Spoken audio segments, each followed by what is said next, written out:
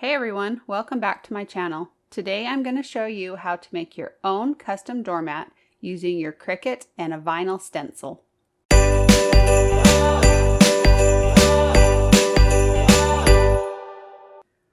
For this project, you'll need a doormat, some paint and a stencil brush. You'll need some vinyl for the stencil, and we're going to be using matte vinyl for this. You'll need some painter's tape or packing tape, your weeding tool and scraper, an iron or an easy press, some transfer tape, spray protective finish is optional, and then you'll need your Cricut, a large cutting mat, and the cut file. So grab your supplies and then head over to your computer. The first thing we need to do is grab the SVG file that we'll be using for this project. You can get it for free on my blog at burtonavenue.com. I keep all the SVG files for these projects that I make and share in this free SVG library. These files will work with all kinds of cutting machines and they're free to everyone. Once you're on my site, just click on Free SVG Files and then Free SVG Library. You will need a password to get into the library, and there are instructions on the screen if you need to get one. Once you're in the library, you can search for the file Welcome with Flourish. It will either be listed under the most recent projects and cut files or under the everyday category. You can also use your browser search to find it. I've added the unique code BA518 after the file name to help make finding this file a little bit easier.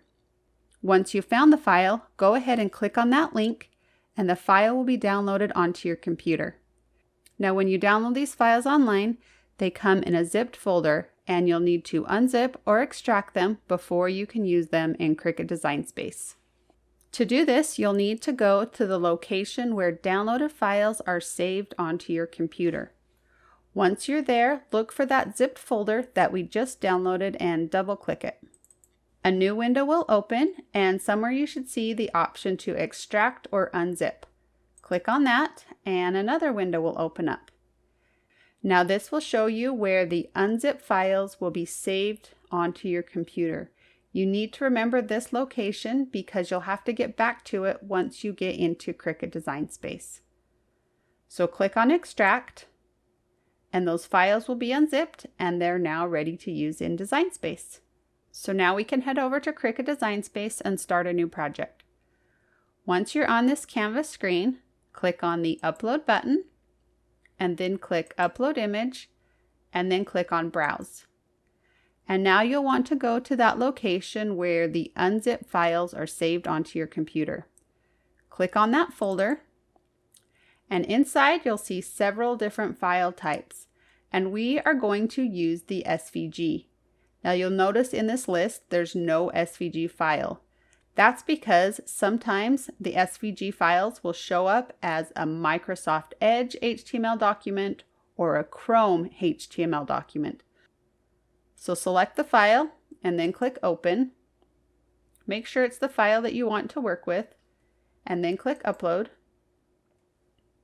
Select your design one more time and then click Insert Images. And now your design should appear on the canvas screen.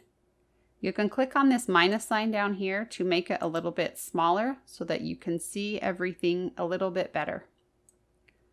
So the first thing that we're going to do is resize the design so that it will fit on our doormat. So we're going to change the height to 10.5 inches, and that changes the width to about 20.5 inches. The next thing we're going to do is add a rectangle around the design to turn it into a stencil. So we're going to click on Shapes and then choose Square. And then we're going to go up here and unlock the padlock. And we're going to change the width to 23.5 inches and our height to 11.5 inches. And that is just the largest size we can cut on our Cricut. So the next thing we're going to do is click on Arrange and send that rectangle to the back so that our design is now in front of it. Now we want to center our design in that rectangle. So select both of them, click on Align, and then click on center. And the last thing that we need to do before sending it to cut is right click and choose attach. And that will just lock those layers together and cut them on one sheet of vinyl. So now we're ready to cut. You can click on the green Make It button. And this will just give you a little bit of a warning that this design is big and needs to be cut on a bigger mat. So click OK. And you'll notice over here that we need to use a 12-inch by 24-inch piece of vinyl. And you can just scroll down and take a look and see how that design will look on your cutting mat. If everything looks good, you can click on the green Continue button. Once Design Space finds your Cricut, you'll be taken to this screen. Make sure that the dial on your machine is set to vinyl, and then you can go load your cutting mat. So place your piece of vinyl onto your cutting mat. And for this project, I'm going to be using matte vinyl. The transfer tape doesn't stick quite as well to the matte finish, which in turn will make it a little bit easier to get the transfer tape off. Smooth it out so there aren't any wrinkles or bubbles, and then load it into your Cricut by pressing the up and down arrow button. Once your machine is ready to cut, you'll see that C button light up. Press that and the Cricut will begin cutting. Once everything has been cut, you can press the up and down arrow button again to unload your mat. Flip your cutting mat over and carefully pull off your vinyl stencil.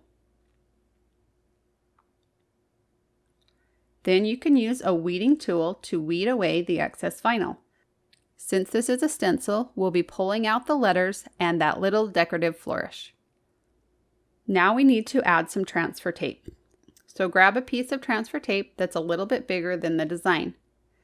Before you put the vinyl on your transfer tape, rub a t-shirt or a piece of fabric over it. This will remove some of the tackiness, which will make transferring the vinyl to the doormat a little bit easier.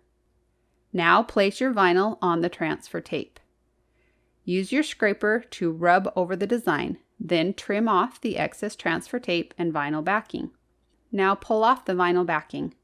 Because we removed some of the tackiness of the transfer tape, it might take a little extra work to get the backing off.